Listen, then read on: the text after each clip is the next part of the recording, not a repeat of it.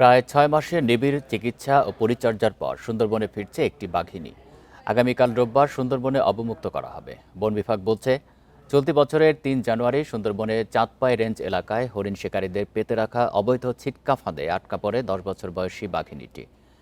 দীর্ঘ সময় ফাঁদে আটকে থাকায় বাঘিনীটির সামনের বাঁ পায়ের চামড়া, মাংসপেশি ও শিরা মারাত্মকভাবে ক্ষতিগ্রস্ত হয়। ছিটকা ফাঁদে গুরুতর আহত হওয়া বাঘিনীটিকে উদ্ধার করে উন্নত চিকিৎসার জন্য খুলনার বয়রায় অবস্থিত বন্যপ্রাণী ব্যবস্থাপনা ও প্রকৃতি সংরক্ষণ বিভাগের পুনর্বাসন কেন্দ্রে আনা হয়। ৬ মাসের চিকিৎসা শেষে বাঘিনীটি স্বাভাবিকভাবে হাঁটাচলা, দৌড়ানো এবং শিকার ধরার সক্ষমতা ফিরে পায়। শারীরিক অবস্থা সন্তোষজনক হওয়ায় তাকে আবার সুন্দরবনের নিজ এলাকায় অবমুক্ত করার সিদ্ধান্ত নেওয়া হয়েছে। বন থেকে অসুস্থ বাঘ উদ্ধার করে চিকিৎসা শেষে সুস্থ হবার পর আবারও তার আবাসস্থলে ফিরিয়ে দেওয়া দেশের ইতিহাসে প্রথম।